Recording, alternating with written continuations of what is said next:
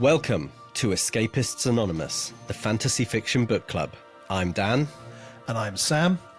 This is a podcast for people who love to read and who read to escape into worlds of magic and adventure. But don't let that adventure end when you finish your book. Join us on Escapists Anonymous to carry on the conversation.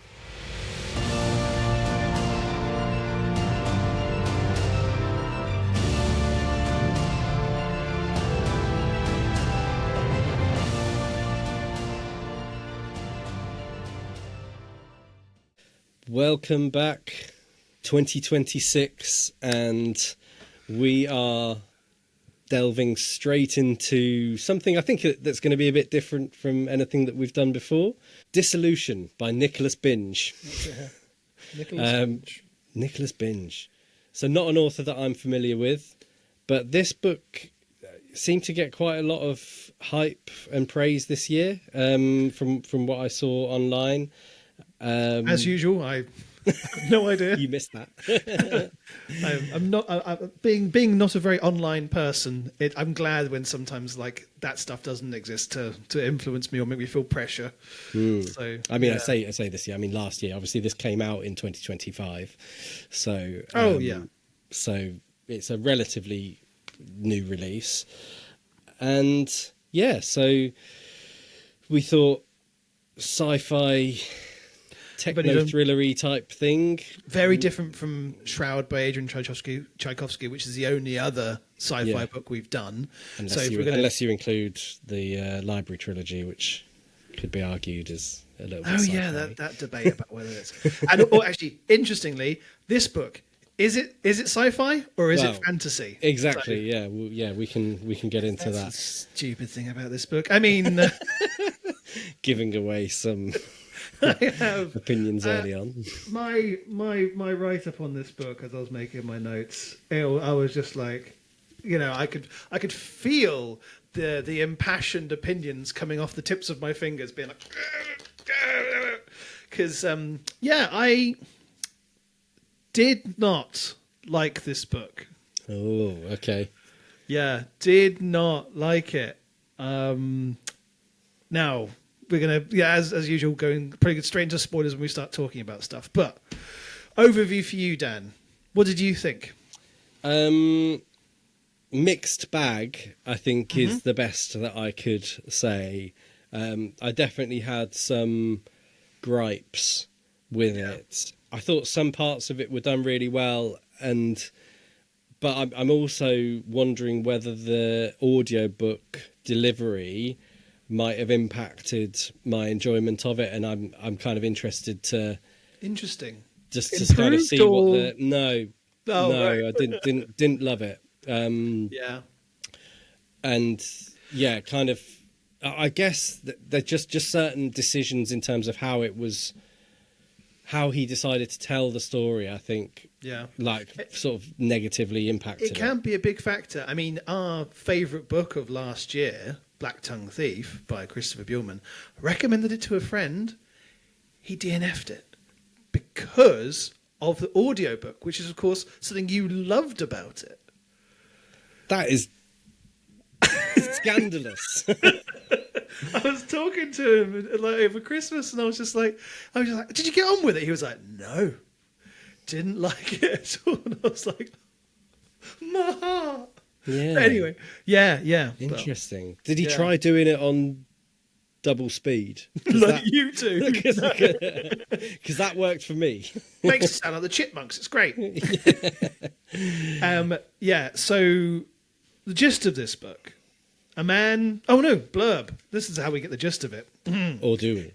Yeah, well, exactly. Bloody hell, let's get into this. So it opens up with, some memories aren't lost, they're stolen. Maggie Webb has spent the last decade caring for her husband, Stanley, as memory loss gradually erases the life they created together. Until a mysterious stranger appears at her door, revealing a shocking truth. Stanley isn't losing his memories, someone is removing them to hide a long-buried secret. If Maggie does what she's told, she can get her husband back. With the stranger's help, Maggie breaks into her husband's mind, but the deeper she dives, the more she unravels a mystery spanning continents and centuries. It's not just memories disappearing, but pieces of reality itself. A staggeringly mind-bending speculative thriller about memory, love, and what it means to be human. Is it? Is it? Well, I think it is. Whether it does it well is Well, a different story. But some memories aren't lost; they're stolen. They're not being stolen. They're being systematically removed by a company that Stanley himself set up to remove his own memories in a kind of clandestine way. I think. Maybe, yeah. So yeah, I think there's. So I'm going to tackle this on multiple levels where I have all my kind of criticisms with it. Well, shall we just before? Yeah, go ahead. Because I feel like we're going to get negative pretty quickly on this. Because I've got plenty of gripes as well. So should we just jump into some of the good stuff that was there, or the bright points? Albeit some of the bright points actually make some of the bad bits worse, which I guess that's inevitable sometimes. And I want you, like, if you enjoyed quite a bit of this book, I really want to make sure those bits are highlighted to our listeners and watchers, because I think that's important to get a full perspective of this book. Yeah. So I thought that Stan's story in the early years was very, very compelling. And really, really well done. It created this character that I had sympathy with immediately, and put him in the setting where he's, the underdog, and it creates that kind of found family type of thing with Raph and Jacques, and obviously who's the teacher? Professor Waldron. Yeah. And I actually really, really enjoyed those chapters in the early stages, and I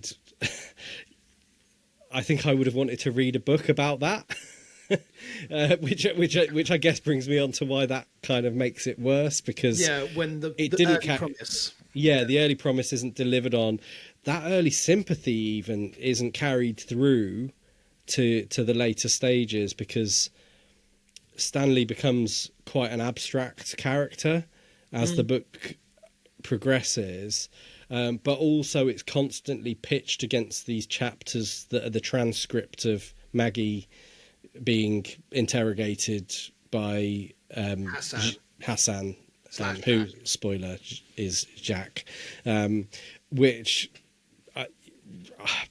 were kind of harder work, shall we say, to get into. So, I mean, I'd just be interested on your take. If you isolated that part of the story, did you think I had any kind of point that you agreed with there? No, like I again was trying to be really positive about this book, because I liked the idea, like, a professor's training up some bright, like, misunderstood kids to have perfect memories. Where's this going to go? We've had some little kind of mysteries. The professors, and I think it did a good job at establishing a dynamic that existed between these these three people, these three boys, so that it could then go somewhere as a story. I think one of the instant things is one of the personalities of those characters instantly changes. Jacques becomes this kind of, like, from being this kind of from being this this kind of, like, social kind of, charismatic guy, he then becomes sullen and withdrawn and grumpy and a sociopath who's happy to experiment on people, and, like, he's kind of trying to use his justification of he wanted to be better than Stanley. He wanted jealous. He was jealous of it, but that doesn't mean your personality changes. It means you're using the existing elements of your personality to try and achieve those ends. And if your personality is going to change so wildly, show us how that changed. We do not see how Jacques becomes that over those years. It's like, he's become withdrawn and we haven't really seen him. Me and Raph, we don't really know what's going on with him. And now he's just a weird arsehole. It's like, okay, I get it. He's experimenting on humans. And I think you think that is justification for him changing, but that isn't, because either you're going to establish that was something he was always willing to do back in the day, or you show us a kind of like a moment of change, something that drives this to happen. We do not really see that. You know, what I would No. expect it to be like, you know, Stanley and Raph are working hard while Jacques is out there being kind of like almost a charismatic Bruce Wayne style figure, being like whining, dining, doing corporate glad handing, all this kind of stuff, like, and hiding behind this kind of like darker like alter ego. We don't see any of that. We just see Jacques being, now a shut-in who likes to pick people apart. Yeah. Like yeah, I guess it's sort of surface level, I guess, isn't it? You have the fight that they have at the teacher's funeral, which is kind of that, like, here's the moment where they fell out and it was apparent that he'd been jealous, and you know, like, I mean, I don't disagree with any of those points at all. I've got one other positive. Go on. Yeah, I've got a couple, but okay. You go on. There was after making my way through this book, at the end, when we have this kind of like reasoning as to why Maggie wants to do this, and it's because she got to relive the memories with her family, like, as a justification for trapping yourself in an eternity. That's actually a kind of a nice one. And as much as I'll go into the fact that I don't believe in Maggie and Stanley's love story, because I think it's entirely absent from the book, I think if we take it at face value that she's experienced these memories, she got a chance to kind of like, because she, you know, the time is dilated for her, so she spends more time than we do as a reader, that she gets to relive the life that she's loved over and over again. Great. Absolutely, a bit of emotion there, you know, like her estranged daughter. That's entirely her fault and a really weird choice as to why she arbitrarily alienated her by creating a really bad lie in the moment and made no attempt to try and fix it. Like, of course, like, you know, if you want to try and relive this life that you lost, great. That had a bit of emotion for me. Where I was like, okay, I feel that. Yeah.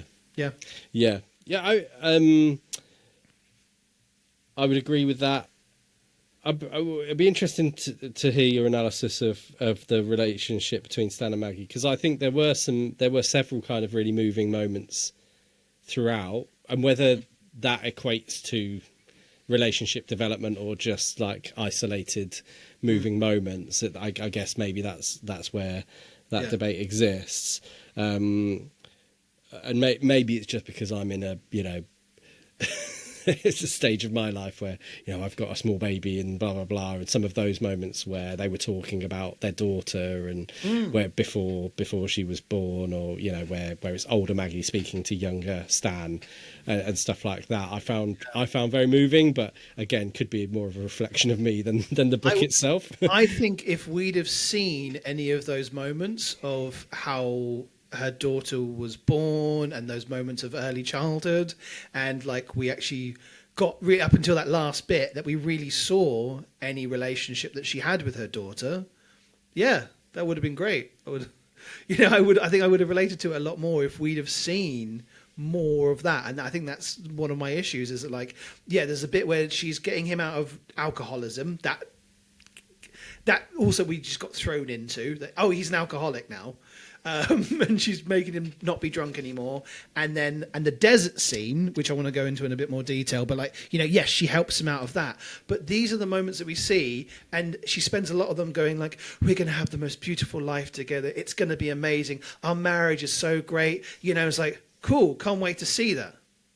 But do you think there's time to see that? Like, No, there wasn't, because of how the story moved along. But that doesn't justify it. That doesn't explain away the fact that we have to be told that they are in love and their marriage is great, because there is no time to show us. Yeah, I guess I was a little bit happy to just accept that. Like, they're a 82-year-old married couple, and I think I was like, I don't know if having lots of, you know, time round the fire in Stan and Maggie's relationship is going to add much to this book. I wanted characters, because, like, you know, she talks about, like, I was just at a loose end, like, I was a drug addict, I was you know, I was all these kinds of things, and then I bumped into him in a pub and I left that life behind and everything was great. It's like, sorry, what about, like, you're trying to shift your life, you're coming from a damaged home life, like, I want, like, if Stanley's this amazing guy and he's helped pull you out of this world and this life,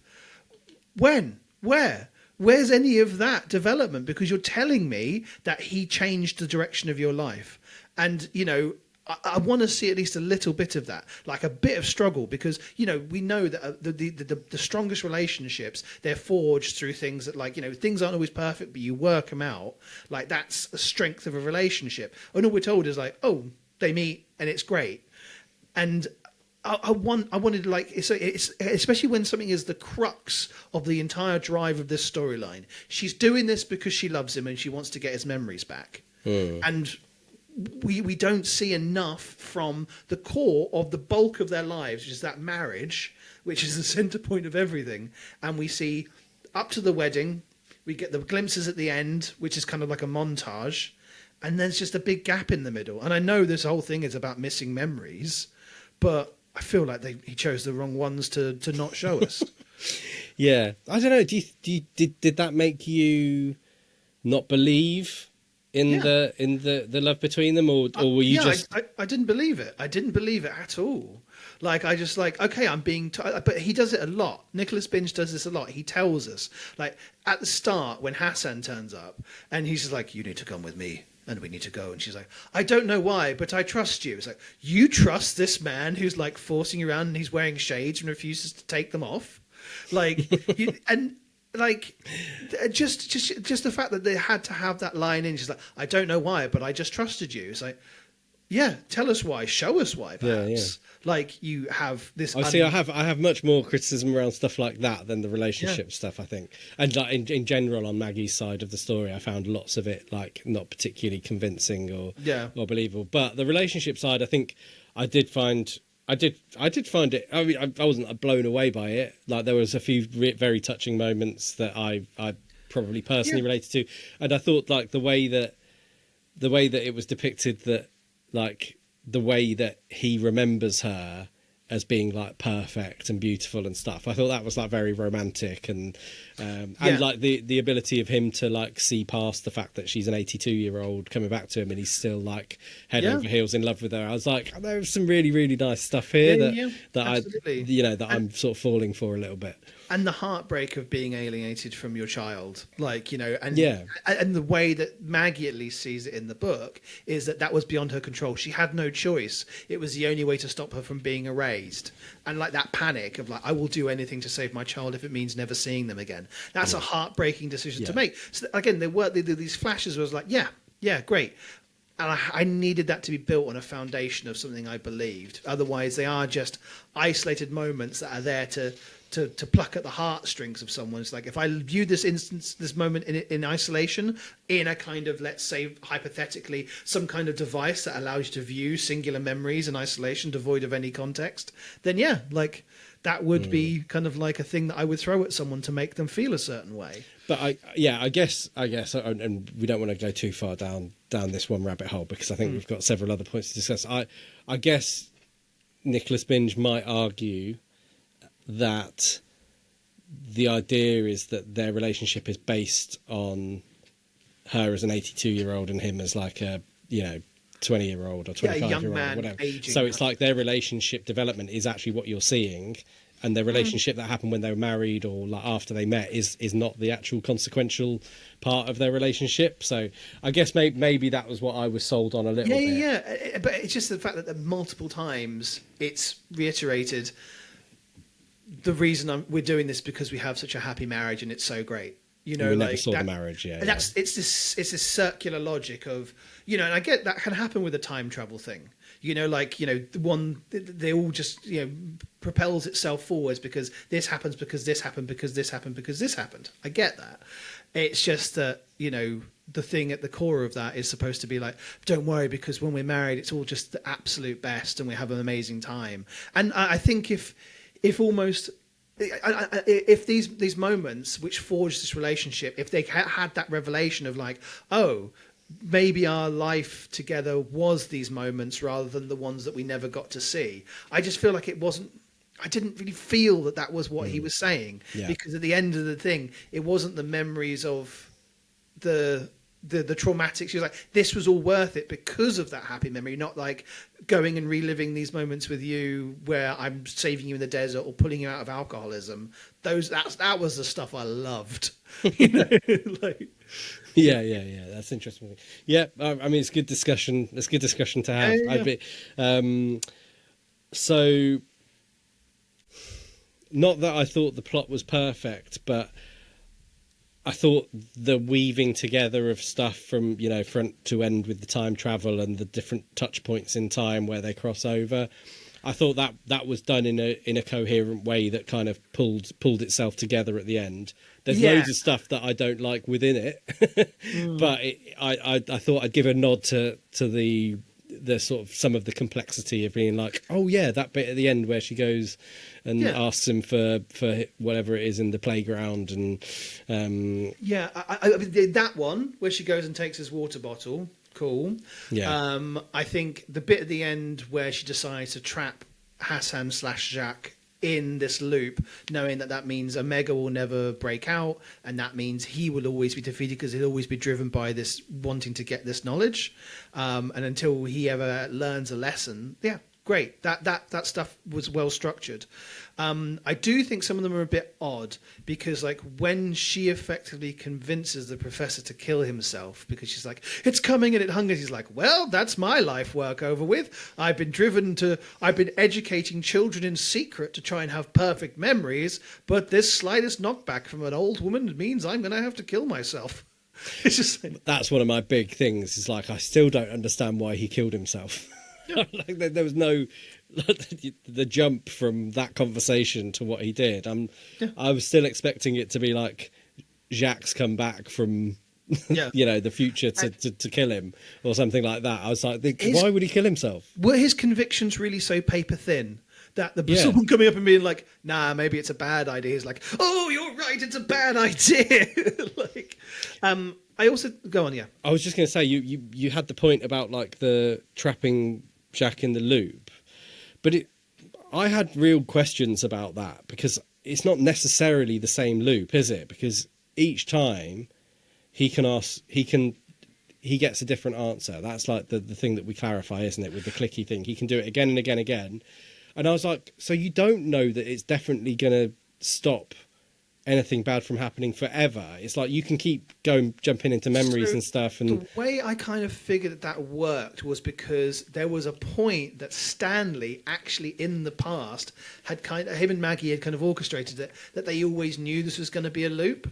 Like, do you know what I mean? Like, they kind of went like, all right, so because he can't see us in this memory, we're hiding in the bit he can't see. That's where we make our plan. So he'll never know that we end up in this bit and we make that plan.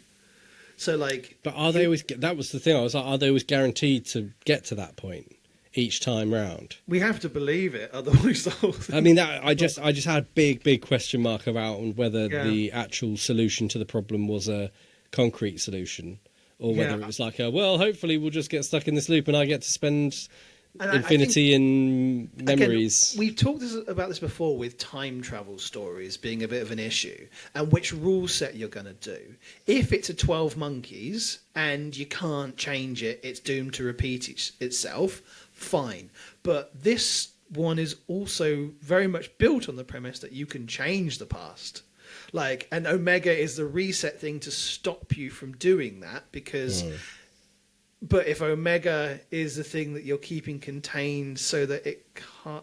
You know what I mean? Like, I feel like there's too many elements of time travel at play here. And so we have to kind of just ignore some elements. Don't worry about it, Sam. We'll just go and find a magical ancient spell. And okay, so yes. So it turns out it's not science, it's magic. So... Jack is covered in tattoos that are these magical symbols. From which culture? Is it the First Nation stuff from Australia? Is it somewhere else? Like, to introduce a magic system rather than science being the basis for all of this is wild. Like, but not just wild. To introduce it 2/3 of the way through the book. Yeah. It's And- like absolutely mental. Like, and you're just like, okay, so this isn't actually us trying to parse apart the particles of time and space. This is actually us accessing some kind of primordial ability that humans developed to have perfect memory, and then the universe kicked in. So is this happen across all planets where people develop perfect memory? Is this restricted just to Earth? Is this a universe as a thing that it's created? Who created this? Like, when you're does it have consciousness? Because they seem to sometimes imply that it's aware, but it also seems to be more like a computer program. Like, yeah. what was your take on this? It seemed to not be coming for me, but it went for everyone else, all the other 300 people in the room. Yeah. If it sees beyond time and space and it knows you're the problem, it would come for you straight away. Why is it killing all these random other characters? You know, like, what plot armor is that? But the point you're making touches on one of my other big criticisms, which is like the lack of detail in the technology, which is the exact same in the lack of detail in the whatever magical thing that we're talking about. It was loose, it was vague, and it allowed for like the introduction of just convenient mechanisms at convenient points in the plot. So one of which being, it turns out we can just go to Australia to find a magic spell, or the other one being, Jack's developed a clicky machine that allows him to go in time loops and ask the same questions over and over again. Like, what again? Like, Jacques is seemingly this driven guy. He's like, so we've all been trained to be focusing on this perfect memory thing. It's like, fortunately, I'm also a genius and earned my billions in lots of other things. I've invented technology for all these other things. And it's like, okay, I get it. Like, you're ignoring it because you're so driven by this one thing that you could never achieve at. But also, like, how much am I supposed to believe? Like, if this wasn't just a posh private school, this was actually like a school for like high-end geniuses. Like, what are the chances this professor at the same time at this school had 3 students, all of whom are so genius that they can they can become millionaires and pioneers of multiple different fields? Well, to be fair, Raph isn't really, is he? He's just rich. He's just rich. He's just he was actually one of the only characters I liked. He was smart enough to be born to very rich parents. Yeah, what a great decision. I should have done that. Yeah. Didn't work out well for him, did it? So No. Well, yeah, exactly. But also, the whole like, Jack, he can have his throat cut or his legs cut off and stuff, and he re-heals because of the magic. Like, and also, why is his skin is so unnatural? It's like, so he's had plastic surgery. Is that what you're saying, or is it the magic that does that? Because why does the magic do that? I don't understand. Is this some kind of like trade-off he's had to make in order to achieve this? Because that's kind of what you're implying, but I don't know enough about this magic system to know like what you're giving up in order to gain these things. Like, because this isn't part of the time travel magic we're talking about. This is seemingly some other type of magic. Where is he getting all this other magic from? Has he gone and contacted the First Nation people? Like, is he getting it from somewhere else? You haven't told us. We're never going to know. So okay, and so also we mentioned about the fact that they got this First Nation stuff. That was so poorly handled. Like, what, the Vision Quest? The Vision Quest. Like, okay, so even just thematically, right? So it's like you have to strip naked and walk into the desert. I was like, oh, for fuck's sake. Yeah, and also like, okay, so I need to gather my thoughts for all of this because there's so many issues with this. Like, okay, like he tried to be like, okay, First Nation people, they're being ignored as a voice within the academic community. Fair point, all right? But he goes to them as like, yeah, you came to us because you didn't ask the questions. It took you how long? You're asking how many white guys first, and then you decide to come to us. Well, okay, so here's the thing is, from what I can tell is, their whole skill is the fact that they kept talking and spreading stories, so their memory is better, right? But also the premise of Omega is to stop people like that. So we're suggesting that that is a negative thing, that we aren't supposed to have these long memories because the world, the universe doesn't want us to memorize everything. But they do, and that's okay. But also, they're treated like that kind of classic trope of oh, they're an ethnic minority from a non-Western part of the world, and therefore they have some kind of higher level of mysticism, and that's based entirely in the fact that they have these long memories, which is apparently a negative because we realise that Omega can't be controlled and we shouldn't have done it. It was all a foolish thing to have done anyway. But he's still pursuing that, and then he goes off on the vision quest, which they set and been like, you will find the answers you'll seek. How do they know that his wife is going to travel back in time and save him? Because if that wasn't what they knew, they sent a man to his death. Well, that was the thing I was going to say. Doesn't he find out about Omega through Maggie anyway? Yeah. So it's nothing to do with the desert whatsoever. And he's saved entirely by their Western technology. If they hadn't if Jacques hadn't created the mind spade or time spade or whatever it is, he would have died. So it's a mime spade. Mime spade. It's just someone miming a spade. This guy was just digging himself a hole with his plot. But also he sends Maggie to that date, so he knows that by that point that he finds out about the Omega stuff from Maggie. Yeah, he could have got her to be like, could you just come before I spend days starving to death in the desert, please? I achieve no revelation from that quest. Just tell me not to go. Because I don't see anything, I don't learn anything, I don't find caves, I don't find text, I don't see runes that give me knowledge. I just walk until I collapse. It's so bordering on what I would say is offensive treatment of this kind of mystical knowledge of ethnic peoples. And it's just and also then if you reflect on it, you're saying they're stupid because they're just killing people. There's no wisdom that they have when he visits. There's nothing that they offer. They go oh yes, we have lots and lots of knowledge. Now walk away from our campfire and don't talk to us anymore. They wanted him dead. And so I'm just what a pointless part of the story. And again, it's to contrive it that Maggie saves his life because he was how can I get her to save his life again? Because he's already done the alcoholism thing. Let's have him be completely... And then again, she has to clothe him. She has to, do everything for him, get him water because there's no resources out there. It's not like he becomes one with nature. It's not like he has a better appreciation of time. It's just nothing. There's nothing out there for him. Is that the lesson we're supposed to learn from this moment in this book? Well, I suspect not, but I think that is what we took from it, and yeah, I was like, well, that was pointless. That was what I took away from it. I was like, okay, so you could have literally had that conversation at any other point in time, as long as Maggie can do the time travel thing or the memory travel thing. And she spends she spends all this time saving him, running the thing, potentially wasting time when she could be stopping the thing that's going to end the world. But she's like, no, I need to do this. I need to use the time travel thing to go and save Stanley, right? And then he proceeds to be one of the richest men in the world. And she doesn't have she doesn't know that he's worth billions upon billions of pounds. They live what seemingly is implied as a normal life in a standard suburban house, I guess, rather than a mansion. He keeps so many secrets from her. How is that an open and trusting relationship? He is making so many decisions on her behalf, being she doesn't need to know about any of this. I can't trust her. What would this knowledge do? They never confront the fact that if she had this knowledge, what would it have done and affected about this? That she can't find out until she's in her 80s, and she finds out through nothing of his own choice. She's finding out because Jacques comes into his life. Why is this a relationship that we're supposed to be admiring when he is hiding the fact that they could have been financial hardship they go through in the relationship. Again, we're not really told much. She just kind of suggests that he has he works for the civil service, he has odd jobs. She doesn't even know what he does for work. But I guess you could also argue that might have been a feature of her travelling back when she's old to say to him you can't tell me any of this stuff until... But don't tell us, show us. Yeah.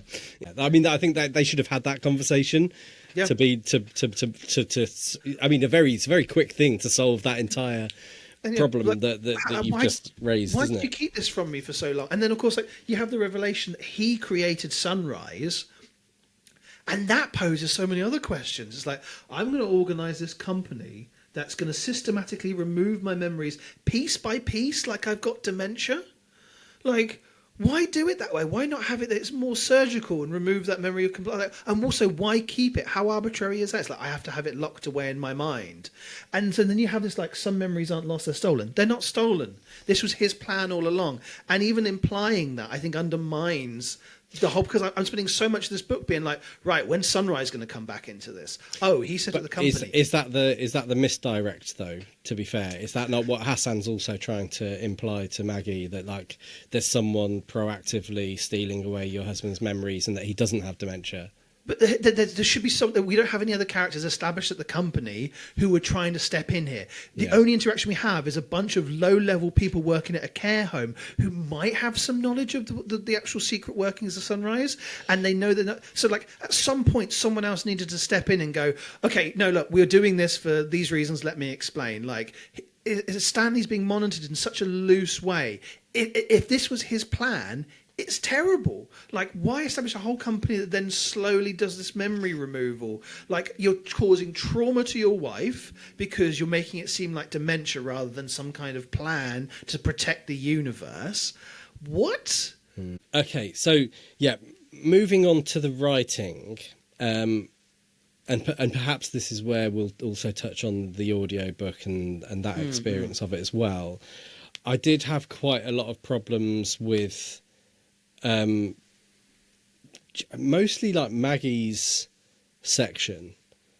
There was, on several levels, I found it quite jarring. One was she didn't feel like an 82-year-old lady, and I don't know whether that's me being overly stereotypical in my head, but it felt like it was too hard. It was much too hard work to get into that mindset that she's an elderly lady. She did have quite a modern sensibility to her. She didn't seem like someone who would, like, you know, at the start of the novel has become someone detached. She's just in that funk of just looking after Stanley. You know, like, she's born in the 40s based on this, right? Or like at least the late 30s. And yeah, there was never any point that, like, I get it. She was a hippie burnout in the 60s. But, like, you know, it felt like she was that same person from the 60s who had no character growth or time passing between then and now. Like, and she just had that kind of young, modern approach, which can exist. But yeah, okay, carry on. Sorry. Yeah, no. It's exactly that. There kept being stuff that was said that I was like, I don't know that I'm believing this character. The next is the fact that it was written as a transcript. So we're supposed to be reading a transcript. In the book, are you having like Maggie : and then text, and then Hassan : and then text? Yeah. Like, here's how it opens.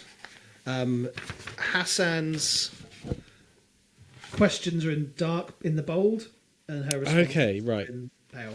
Yeah. So in the audiobook, we had, I think, 3 different narrators. 2 of them were on Maggie's chapter. So you had a voice for Hassan and a voice for Maggie. And then you had another narrator doing the Stanley chapters. Yeah. So you've almost got this. It's not abridged based on what you've showed me. It's actually unabridged. It's just they've put kind of character voices in to do it, but it very much highlights on an audio book that it's a transcript. It's a conversation that you're reading, and the things that she says do not sound like the types of things that someone would say out loud. It doesn't. No. It just doesn't work. Like, she's doing all this description of stuff that is very much like written prose. Yeah. And it doesn't feel like a conversation. It doesn't feel like the type of stuff. If you said if you're Hassan and interrogating me on like what happened in a something that I remember, I wouldn't be talking about little looks on your face that you gave me that I interpreted in a certain way, and blah blah blah blah blah. And how many times do they have to justify it by going like, "Why are you telling me this?" It's like, oh well, of course, this time I just feel like there's no point in not saying this anymore. And you'll have those huge stretches where I forget it's part of the transcript because she's talking for so long, and it's verged away from being that conversation into just being part of a novel describing a scene. And the only thing you occasionally get that pulls you out of it is when she goes "you" because she's talking in the second person. And it's just like, okay. All right. Oh, yep. This is still back in the transcript. And you're right. Like she's unless he's. Is there some kind of implication he's plying her with chemicals? Like, I know he's given stuff to help her access the memory, and so she's kind of like doing spill of consciousness. But then that's not what this is, because there's so much thought given into the description of stuff that this can't be stream of consciousness. It only ever says that the thing that he's given her is to help her to remember more clearly. So it doesn't ever say anything about turning into like a, almost like a truth serum where you're saying everything that, everything that you think and blah, blah, blah. But, so I found that really jarring and, didn't feel believable. And I thought totally avoidable as well. You could have just done those chapters, in a totally different way. And it kind of made me think he's trying to get a film deal for this. He's trying to get a movie deal because it's like, I can do it like it starts off in the pool like an interrogation, and then it kind of drifts into like, rather than a telling of it, you just see the story. And I can kind of visualize how that could be a screenplay. Related to the writing as well, I thought that the descriptions of settings and scenery were bizarrely divergent, with a few exceptions. In Maggie's, they were like embarrassing. There was some like really bad stuff, like and not consistent enough in terms of like describing the surroundings and the scenery or the geography of where you are. So like just every now and again it would get dropped in and it would stick out like a sore thumb. Like there was a memory where they were in Brixton and she starts talking about how it's developed over the years and like going into some weird detail on her views on how Brixton's changed. And I was like, what the fuck's this got to do with anything? Yeah, stop trying to nick Rivers of London's thing. But when she turns up in Australia and she's looking after them, and she's like, oh, and then she looked up and it was beautiful. It's just like, okay, right, but passing come. And then there was one that really stood out to me where she's got to go to, I don't know where it is, some like Essex or Kent or somewhere like that, and she's like, the way it's described is like it was 2 counties away, but Britain isn't very big, so something like that. I was like, who's right? At that point I stopped, I paused the audiobooks and I looked up where Nicholas Binge is from, and apparently he's British. I was like, British people don't talk about Britain like that. Like everything, when you have to travel over 2 counties, then it feels it's like a pain in the schlep. fucking arse. Like, I just wouldn't We do don't it. like driving for 2 hours. Sorry, Cancel the trip. it's too far. But it just the way that it was said, I was like, who's he speaking to here? Who's he saying that for? Yeah, like just say it was an hour and a the half American drive away. film producer who's going to read this, being like, how did you get there? Oh, Britain's not that big. I remember that. I can throw a stone across 2. But there was lots of stuff like that stood out, and I think most of it was in Maggie's chapters, which I found really strange, because I found like the initial, like I said, like the initial writing around Stan being in school and stuff, I found that quite kind of believable. I could picture it quite well. His and alienation from the rest of the school, like I was prepared for a book that might have stayed in the 50s and kind of had that early development. It moved time on too much.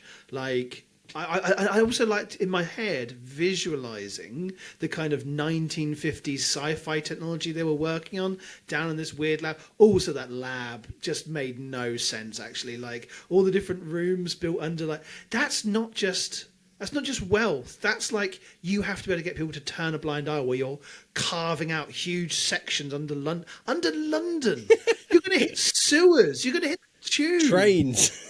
Jesus, like that being like this. You have no like all these huge like lifts and stuff. It I like the messages in the lifts. Like, if you've lost your memory, then that tried to sound mysterious. Yeah. But it just came off as like a really weird message that, like, even if you were trying to get that message across, you wouldn't put that in a lift. Like, and everyone who works there knows this stuff. Oh. Yeah. Yeah. So those were all my notes on the writing.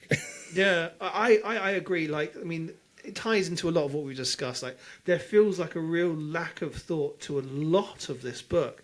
Like a core idea that was kind of interesting. So, like I say, some visual stuff that I put in my mind from trying to put it in the setting of the 50s, the technology. Like, yeah, I think even some of the stuff where I felt more sympathetic towards this book was my own brain doing a lot of the hard work to try and have this kind of B-movie sci-fi thing going on. But it's undermined by the fact that it's magic, and also the fact that, like, the characters don't really fit into the setting, and everyone doesn't really make any sense. And I mean, we you know, one of the things we talk about a lot is the worlds in which these books are set. This one, even though it's set pretty much in the real world, doesn't feel like it's someone's lived there, because of how everything feels disconnected. And I can only pretend that that's as a result of the artifice of missing memories to an extent. You know, I was very, very disappointed by this book, because I really wanted to kind of. That really doesn't come across. I hide it well, but I like, you know, the premise of it seemed really interesting, and, like, you know, to have this kind of elderly perspective within the world of sci-fi, which is often overlooked, you know, where, like, you know, the flaws of aging, being like, there's so many interesting things you could do with that. Like how sci-fi technology touches upon how to deal with an aging population.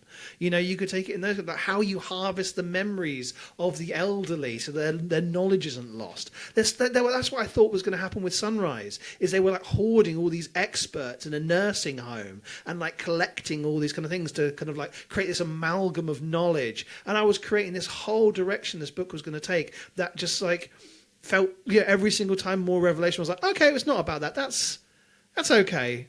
Oh, it's going off down this direction. Well, it could still pull itself together. It's one of those strange things where, like, you know, obviously I've been a bit more forgiving of it, despite it having several flaws than you have. But at the time, I was very aware that it was a bit of a slog to get through. I'm always reading 2 or 3 books at once. And I had to really force myself to keep coming back to this one. After the first, I'd say I enjoyed the first, you know, third maybe, where Stanley's still at school and we're getting that perspective. I was enjoying those chapters, and then after that, it became, like a bit of a slog.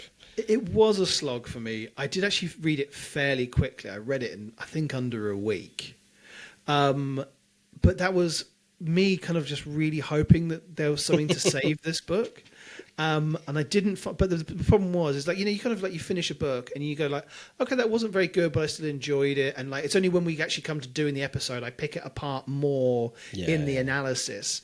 This was a book that throughout, I just thought, I'm not enjoying this, but I really want to see that if it gets better, and pushed on. And I think I feel a little bit angry about that, because, you know, I wanted to have some kind of redeeming element of this book. And I've worked here to kind of listen to some of your points and go, I agree with that. Yeah, I agree with that. But there was the issues with this book are so large that it overrides any kind of like positive feeling that I came away from this book. You know, we've read ones before. We're like, that was good. That was all right. You know what? Not too bad. And it's also, you know, we've also talked about, you can enjoy a book, but then when you really kind of dig into it and analyze it, you can think it's not very good, but I enjoyed reading it.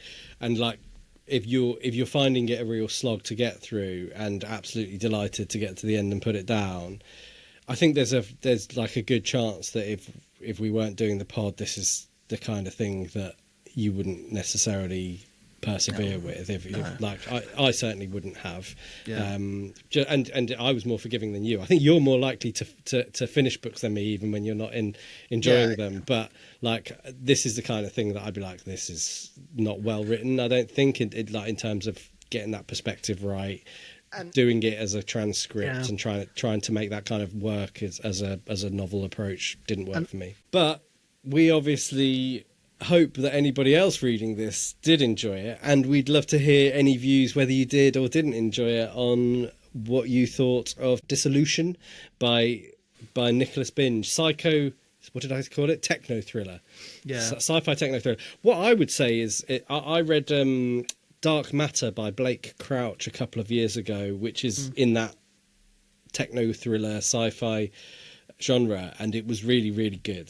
And so when I'd heard about this, I'd heard it mentioned in the same breath as Blake Crouch, and it is not up to that standard, I would have to say. So I think if you're looking for something like that, or something in this genre, like, I would definitely go to Blake Crouch, and Dark Matter would be a great starting point as a standalone, relatively short novel to dig into and have some fun with. But we do want to hear those perspectives from you.